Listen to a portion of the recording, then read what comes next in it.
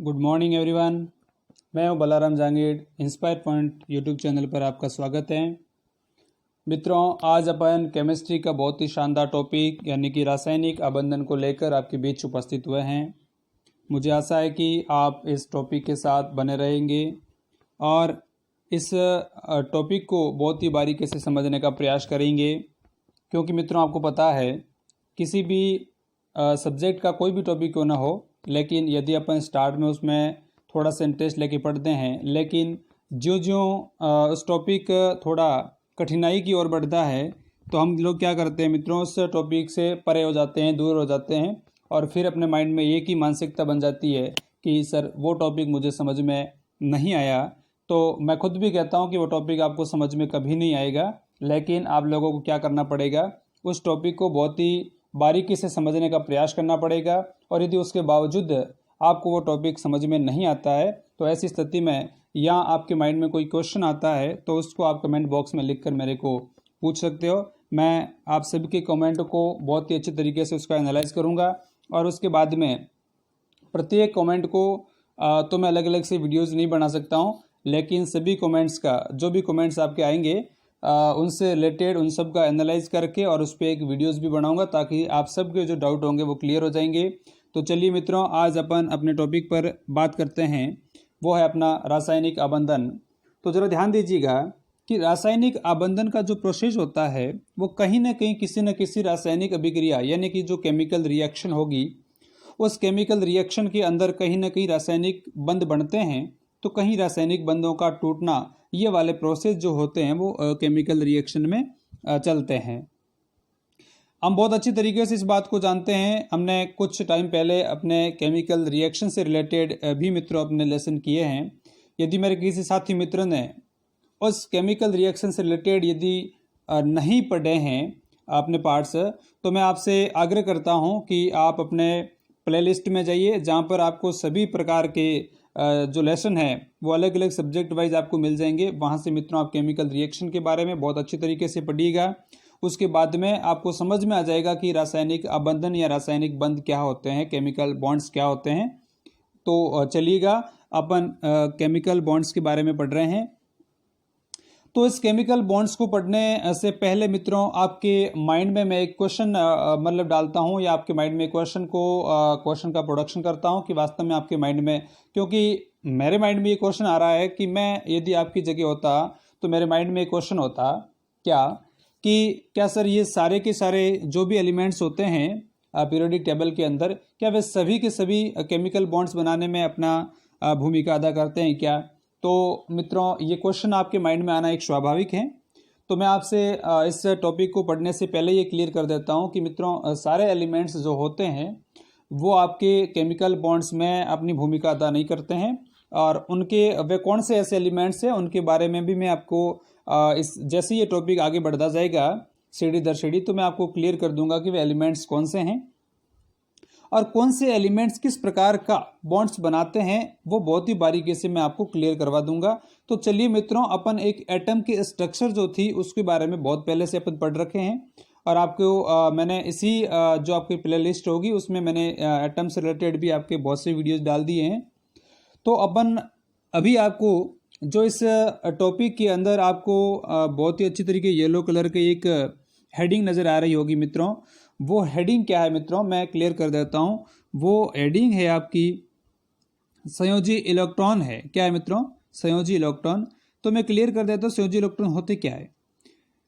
किसी परमाणु के सबसे बाहरी कोष में उपस्थित इलेक्ट्रॉनों को संयोजी इलेक्ट्रॉन कहते हैं। क्या कहते हैं मित्रों? संयोजी इलेक्ट्रॉन। एक बार फिर से सुन लीजिएगा, मैं क्या कहना चाह रहा हूं कि किसी परमाणु के कोई एटम है, उस एटम के सबसे बाहरी कोष, आपको पता है मित्रों एटम के बहुत से कोष होते हैं, जैसे जैसा उसका परमाणु क्रमांक बढ़ता जाता है वैसे उसके कोष बढ़ते जाते हैं। तो कोई भी एटम क्यों ना हो, उस एटम के सबसे जो बाहरी कोष होता है, उस कोष के अंदर उपस्थित जो आपके इलेक्ट्रॉन होंगे, क्या होंगे मित्रों? उसके इलेक्ट्रॉन जो होंगे, उन इलेक्ट्रॉनों को ही क्या कहते हैं हम लोग? उन इलेक्ट्रॉनों को कहते हैं मित्रों संयोजी इलेक्ट्रॉन। क्या कहते हैं? संयोजी इलेक्ट्रॉन। अब आपके माइंड में ये क्वेश्चन आना चाहिए कि सर ये संयोजी इलेक्ट्रॉन क्या होते हैं। वैसे इलेक्ट्रॉन तो सारे इलेक्ट्रॉन होते हैं, लेकिन संयोजी इलेक्ट्रॉन में बस फर्क ये है मित्रों कि बाकी वाले इलेक्ट्रॉन जो होते हैं वो बॉन्ड्स बनाने में भाग नहीं लेते हैं, और आपके जो संयोजी इलेक्ट्रॉन होते हैं वे क्या करते हैं, वे बॉन्ड्स बनाने में अपना भाग लेते हैं, और वो सबसे परमाणु की सबसे बाहरी जो कोश होता है उस बाहरी कोश में उपस्थित रहते हैं। ठीक है ना। तो ऐसे इलेक्ट्रॉनों को अपन क्या बोलेंगे, ऐसे इलेक्ट्रॉनों को हम संयोजी इलेक्ट्रॉन कहेंगे। दूसरी क्या बात कह रहा है ये, वो कह रहा है मित्रों कि संयोजी इलेक्ट्रॉन जो होते हैं वे क्या, जिस कोश में उपस्थित होते हैं उस कोश को अपन क्या कहते हैं, उस कोश का नाम है मित्रों संयोजी कोश। दिमाग में रखिएगा एक क्वेश्चन कि जिस कोश के अंदर, परमाणु के जिस कोश के अंदर संयोजी इलेक्ट्रॉन उपस्थित होते हैं उन संयोजी कोश कहा जाएगा, यानी कि संयोजी इलेक्ट्रॉन जिस कोश में होंगे उस कोश का नाम क्या होगा मित्रों, उस कोश का नाम है आपका संयोजी कोश। क्या नाम है, संयोजी कोश। ठीक है ना। तो ये बात अपने क्लियर हो गई कि संयोजी कोश क्या होते हैं और संयोजी इलेक्ट्रॉन क्या होते हैं। और खास बात मैंने ये भी आपके सामने क्लियर कर दी है कि संयोजी इलेक्ट्रॉन जो होते हैं वो ही परमाणु दूसरे परमाणु से जो बंध बनाने में भाग लेते हैं वह संयोजी इलेक्ट्रॉन ही लेते हैं, यानी कि वे सबसे बाहरी कोश के इलेक्ट्रॉन होते हैं। अभी मित्रों अपनी नेक्स्ट हेडिंग क्या है कि रासायनिक आबंध क्या है, यानी रासायनिक आबंध का मतलब है रासायनिक बंध होते क्या है, ये कैसे बनते हैं, क्या होते हैं, क्या इनकी प्रॉपर्टीज होती हैं, उसके बारे में अपन ले रहे हैं। ठीक है ना। तो देखिएगा कि जब एक ही तत्व या अलग अलग तत्वों के जब दो परमाणु पास हैं या पास आते हैं तो उनकी जो ऊर्जा होती है उन ऊर्जा अलग अलग परमाणुओं की ऊर्जा के योग से कम हो जाती है। बहुत ही इंपॉर्टेंट बात बता रहे हैं।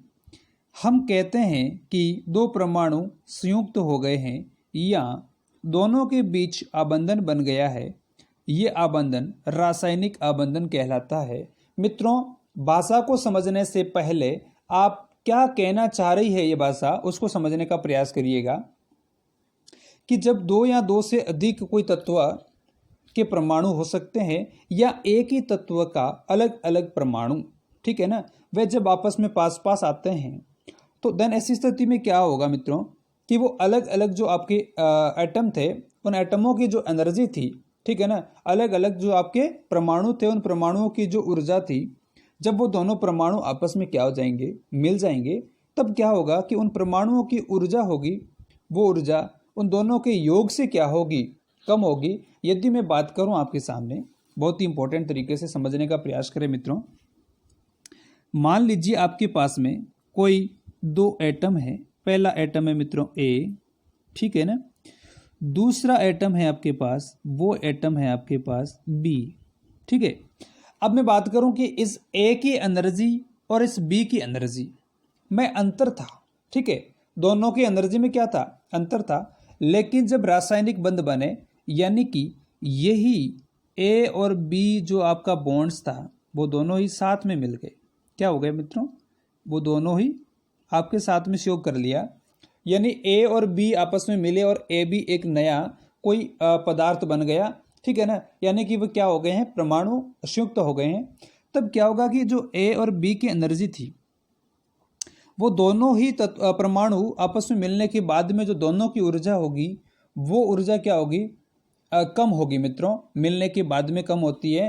तब हम कह सकते हैं इस स्थिति को क्या कि ये परमाणु दोनों आपस में संयुक्त हो गए हैं। संयुक्त हो गए मतलब वो जुड़ गए हैं और इनके बीच में कोई न कोई क्या बन गया है, एक बंध बन गया है।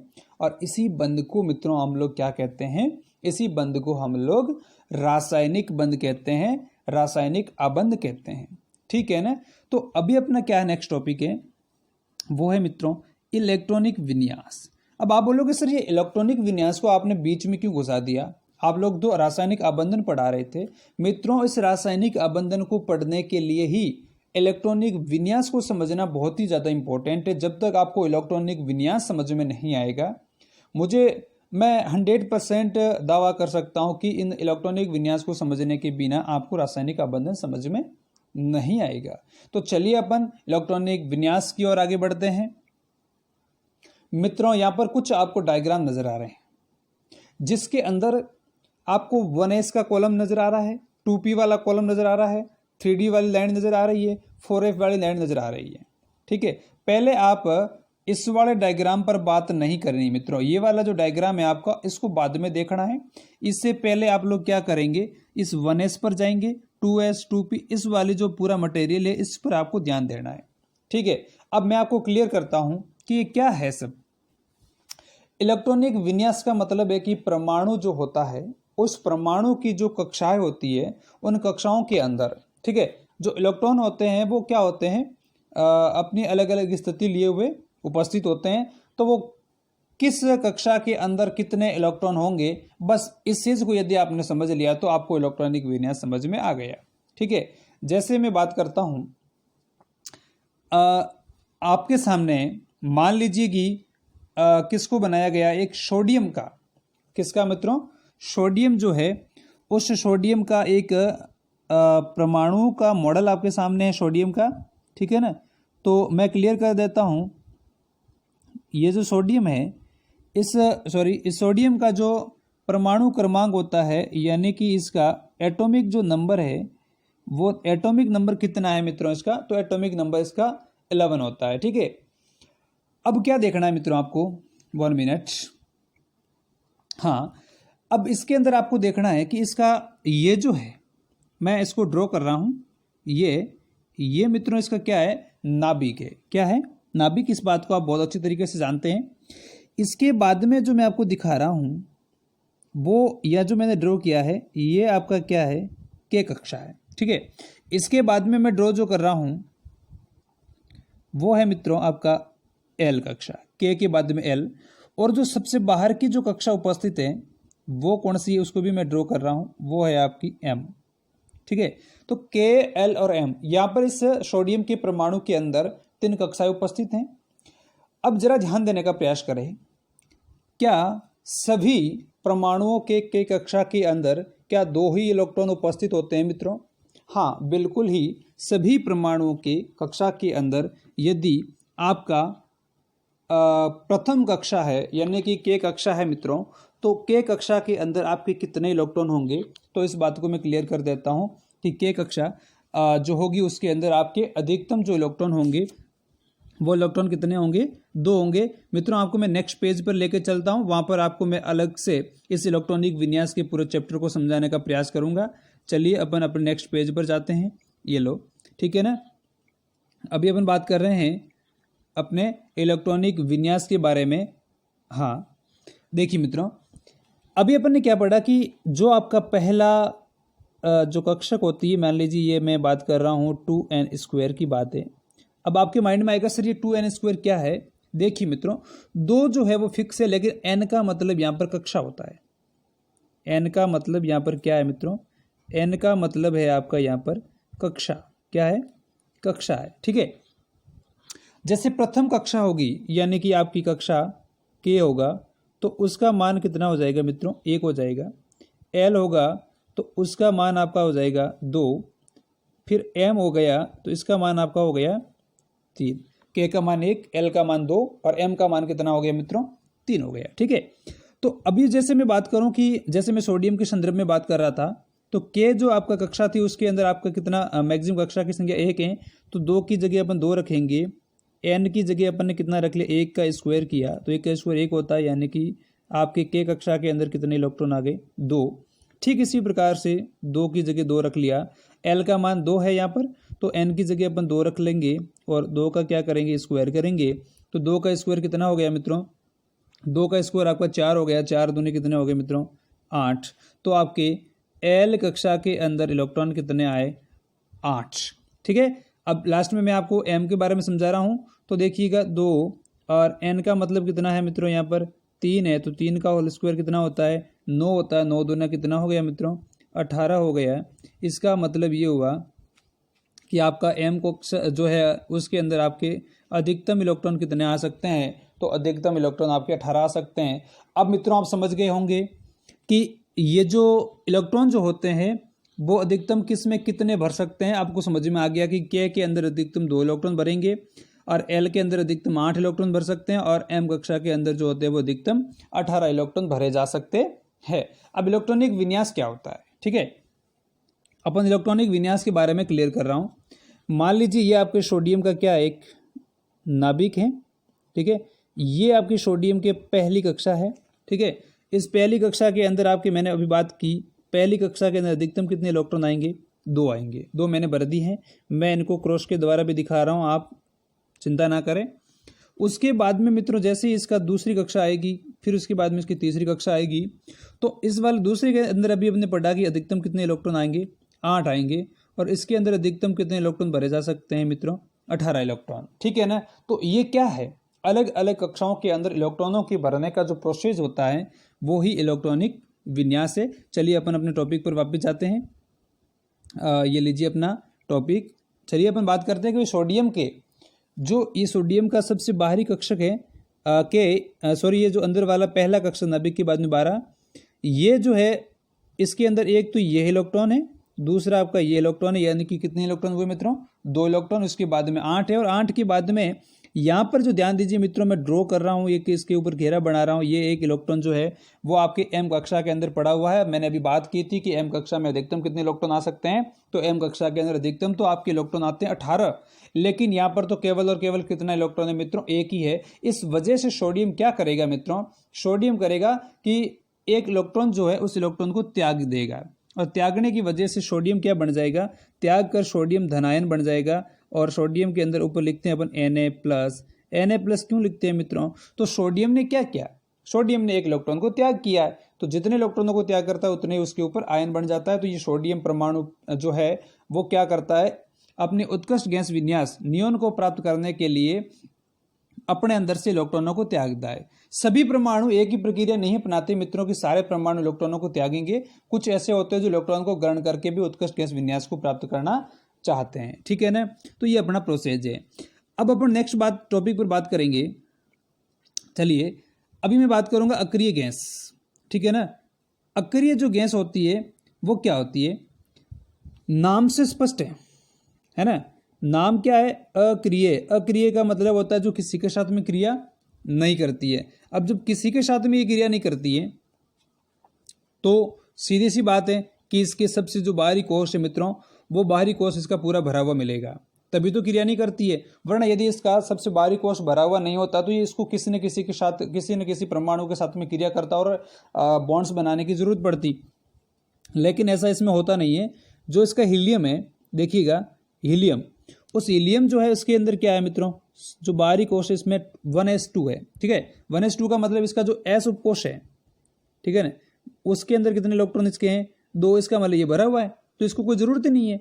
ठीक इसी प्रकार से आप देखिएगा, जो नियोन की भी बात कर रहा हूँ, नियोन का एटॉमिक नंबर आपका 10 होता है, इसके अंदर भी इसका जो बाहर का उपकोश है मित्रों, एक तो उत्कृष्ट गैस हीलियम है ही, और सबसे बाहरी कोश जो है वो क्या है मित्रों, पूरा भरा हुआ 8 इलेक्ट्रॉन है, ठीक है। लेकिन ये जो आर्गन है, कौन है मित्रों, आर्गन। ये जो आर्गन का एक डायग्राम आपके इसी डायग्राम के सामने नजर आ रहा है, आप जरा ध्यान दें इस डायग्राम के ऊपर। जो पहला कोश था, जो पहला कक्षा थी, उस पहली कक्षा यानी कि आपकी कौन सी है, ये एल कक्षा है, इसके अंदर आपके कितने इलेक्ट्रॉन हैं, 2 हैं। उसके बाद में आपकी जो नंबर लगेगा दूसरी कक्षा का, जिसके अंदर आपके अधिकतम कितने इलेक्ट्रॉन आते हैं, 8 आते हैं, जिसको अपन बोलते हैं ये मित्रों आपकी के कक्षा है, के के बाद में ये आपकी एल कक्षा है, और एल के बाद में ये आपकी कौन सी कक्षा है मित्रों, एम, ठीक है। के, एल और एम इस प्रकार से चलती है, 1 2 3। तो इस के वाले में आपके 2 इलेक्ट्रॉन है, और एल वाले के अंदर आपके 8 है, और इस वाले में आपके मैक्सिमम कितने इलेक्ट्रॉन आते हैं, 18, ठीक है। लेकिन इसके पास में कितने हैं, तो 2 ये वाले, 2 ये वाले, 4 और 2 6 और 2 8 है, ठीक है। अब बात क्या थी, एक नियम, एक रूल्स कहता है केमिस्ट्री के अंदर, अष्टक का नियम। अष्टक का नियम क्या कहता है कि किसी भी एटम के सबसे बाहरी कोश के अंदर यदि 8 इलेक्ट्रॉन है तो वो अष्टक के नियम की पालना कर रहा है, ठीक है। और यदि किसी एटम के सबसे बाहरी कक्षा के अंदर 8 इलेक्ट्रॉन नहीं है तो वो परमाणु क्या करेगा, परमाणु या तो इलेक्ट्रॉनों को ग्रहण करेगा और या फिर इलेक्ट्रॉनों का त्याग करेगा। देन ऐसी स्थिति में वो क्या करना चाहता है, वो इलेक्ट्रॉनों को ग्रहण क्यों करता है या इलेक्ट्रॉनों को क्यों त्यागता है, तो वो इसीलिए त्यागता है मित्रों कि वे अपने उत्कृष्ट गैस विन्यास को प्राप्त करना चाहता है, इसलिए इलेक्ट्रॉनों का त्याग करता है या इलेक्ट्रॉनों को ग्रहण करता है। तो वो कौन कौन सी हैं अक्रिय गैसें? तो ये आपको नजर आ रही है मित्रों, helium, neon, argon, krypton, xenon, radon. ये क्या है? ये सभी अक्रिय गैसें हैं, उत्कृष्ट गैसें हैं। इनको किसी भी प्रकार का बॉन्ड्स बनाने की जरूरत नहीं पड़ती है। तो मित्रों यहाँ से कंपटीशन के एग्जाम में प्रश्न पूछे जा सकते हैं कि वे कौन से तत्व है जो किसी के साथ में क्रिया नहीं करते हैं, तो वे आपके कौन से मित्रों अक्रिय गैस वाले हैं। क्लियर है यहाँ तक? चलिए अपन नेक्स्ट टॉपिक पर बात करते हैं। अभी मित्रों अपने बॉन्ड्स की बात आ रही है, बॉन्ड्स कैसे बनते हैं, अपने मेन टॉपिक पर अपन आ गए हैं।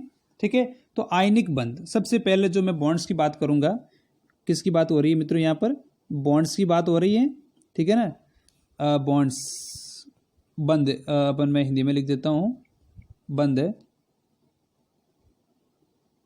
या बंद पढ़ रहे हैं अपन। उस बॉन्ड्स के अंदर कौन सा बॉन्ड से पहला बॉन्ड से अपना जो रासायनिक बंध है, उस रासायनिक बंध के अंदर पहला प्रकार है आयनिक आबंध। नाम से स्पष्ट है मित्रों, आयनिक यानी आयनों से रिलेटेड है। कोसल सिद्धांत के अनुसार आयनिक आबंध के बनने के प्रक्रम के अंदर परमाणु क्या करना चाहता है? तो परमाणु उत्कृष्ट गैस का इलेक्ट्रॉनिक विन्यास इलेक्ट्रॉन देकर या लेकर प्राप्त करता है। यह बात अपन ने अभी मित्रों जस्ट पढ़ी है ना।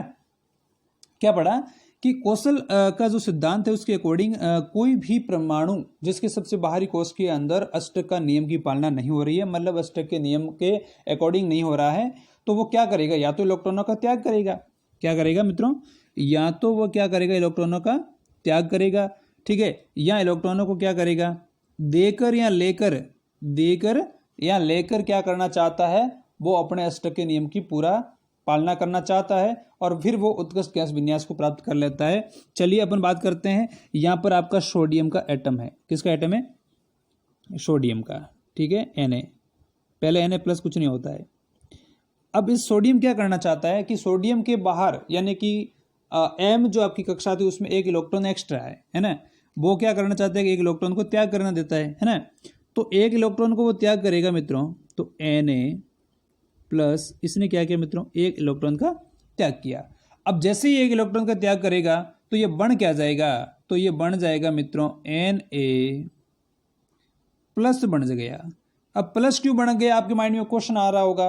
प्लस इसलिए बन गया मित्रों, वजह यह थी कि इसने एक इलेक्ट्रॉन दिया है, देने वाला हमेशा धनी होता है, इसलिए ये धनी बन गया। लेकिन इसके पास में कौन था मित्रों? क्लोरीन एटम था। क्लोरीन के सबसे बाहरी कोश के अंदर आपको पता ही होगा कि इसके अंदर कितने एक इलेक्ट्रॉन की आवश्यकता थी, और क्लोरीन ने बेचारे ने क्या किया? जो इलेक्ट्रॉन किसने दिया था? सोडियम ने दिया था, वही इलेक्ट्रॉन इस क्लोरीन ने ग्रहण कर लिया। इसका मतलब क्लोरीन अब सोडियम की ऋणी बन गया है, यानी कि ये ऋणी तत्व है। इस वजह से यहाँ क्लोरीन के ऊपर क्या लग रहा है मित्रों?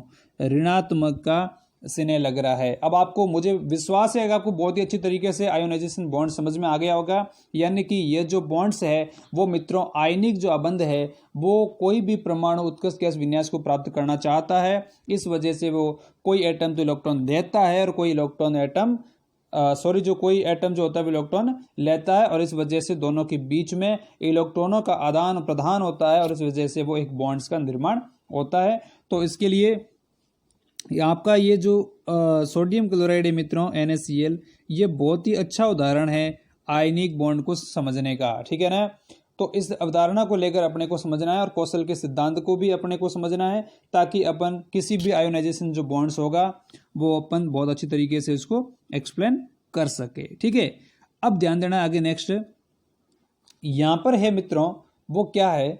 वो है अपने आयनिक जो यौगिक होते हैं। क्या होते हैं मित्रों? आयनिक यौगिक। अब उन आयनिक यौगिकों के क्या गुणधर्म होते हैं, यानी आयनिक यौगिक आपके होंगे कैसे? तो इस बात को मैं क्लियर कर देता हूं कि आयनिक यौगिक है, उनके गुणधर्मों के अंदर पहला गुणधर्म है आपका, वो है मित्रों भौतिक गुणधर्म। कैसा है? भौतिक गुणधर्म। अब भौतिक गुणधर्म का मतलब क्या है कि ये कैसे होते हैं दिखने के अंदर? तो मैं क्लियर कर देता हूं कि इस आयनिक यौगिक जो होते हैं मित्रों वे क्रिस्टलीय ठोस होते हैं। कैसे होते हैं? क्रिस्टलीय ठोस होते हैं, और इनके जो आयन वो नियमित त्रिविमीय संरचना बनाते हैं। कैसे बनाते हैं? नियमित त्रिविमीय संरचना 3D स्ट्रक्चर बनाते हैं। और ये आयनिक यौगिक जो होते हैं वो मित्रों होते हैं कठोर। कैसे होते हैं? कठोर होते हैं। कैसे होते हैं? कठोर, याद रखना इस बात को, कठोर होते हैं और भंगुर होते हैं, ठीक है ना। फिर है इसके गलनांक और क्वथनांक, गलनांक और क्वथनांक। तो इनके गलनांक और जो क्वथनांकों के मान होते हैं वो उच्च होते हैं। उच्च क्यों होते हैं मित्रों? तो कि आयनों के बीच, इनके आयन जो होते हैं उनके बीच प्रबल स्थिर विद्युत अन्योन्य क्रियाओं के कारण इनके गलनांक और क्वथनांकों के मान क्या होते हैं मित्रों? उच्च होते हैं। फिर है विद्युत चालकता। ये वैसे सॉलिड फेज में होते हैं, लेकिन जब इनको घोला जाता है जल के अंदर, तो घोलने के बाद में और इसके अंदर, मान लीजिए मैं एग्जांपल लेता हूँ आपके सामने बहुत ही अच्छे से, ठीक है मित्रों। तो वो एक अपन बीकर ले रहे हैं, यहाँ पर अपना एक बीकर है और इसके अंदर आपने क्या डाला है? तो इसके अंदर डाला है मित्रों आपने पहले तो पानी, क्या डाला है? जल, ठीक है। और जल के अंदर आपने क्या डाला है? NaCl, क्या डाला है? NaCl, ठीक है। अब NaCl डालने के बाद में आप लोगों ने क्या किया? यहाँ पर इलेक्ट्रोड लगा है, ठीक है ना, ये ऐसा एक प्लस का है, दूसरा माइनस का है, और उसके अंदर आपने क्या किया मित्रों? विद्युत धारा का प्रवाह करवा रहे हैं, ठीक है ना। तो इनके अंदर प्रवाह होगा मित्रों, विद्युत की चालकता है ना। आपने क्या डाला था? यदि आप लोगों ने पहले, मैं कह देता हूं मित्रों, यहाँ से कंपटीशन में प्रश्न पूछा जा सकता है कि आपने यदि आसूत जल लिया है, कैसा जल लिया है? आसूत जल, तो मित्रों उसके अंदर विद्युत धारा का प्रवाह नहीं होगा। प्रश्न पूछा जाए तो बिल्कुल कंफ्यूज मत होना। आसूत का मतलब होता है प्योर वाटर, और प्योर वाटर के अंदर आपकी विद्युत धारा का प्रवाह नहीं होगा। लेकिन आपने उसके बाद में उसमें NaCl डाल दिया, उसके बाद में आप उसमें विद्युत का प्रवाह करवाएंगे मित्रों, तो उसके अंदर विद्युत धारा का प्रवाह होगा। चौथा है आपका घुलनशीलता। क्या है मित्रों? घुलनशीलता है। तो ये ध्यान दें कि ये जल में विलय होंगे, लेकिन अध्रुवीय विलायक जैसे कि ईथर है या अल्कोहल है, उनके अंदर विलय तो होते हैं मित्रों, लेकिन कम विलय होते हैं। तो ये थे आपका आयनिक बंध यानी आयनिक यौगिक के बारे में। तो आपने पहला जो पढ़ा है मित्रों वो पढ़ा आयनिक यौगिक। अभी भी मित्रों अपने आयनिक यौगिक के अंदर आयनन एंथैल्पी, इलेक्ट्रॉन बंधु एंथैल्पी के बारे में बहुत ही गहराई से अपन पढ़ेंगे, ठीक है ना। लेकिन आज की क्लास को अपन यहाँ ही विराम देते हैं। और मित्रों इस क्लास को यदि आपको पसंद आई है तो अधिक से अधिक अपने मित्रों के साथ में शेयर करें, ताकि सभी विद्यार्थी इससे लाभान्वित हो सके। धन्यवाद।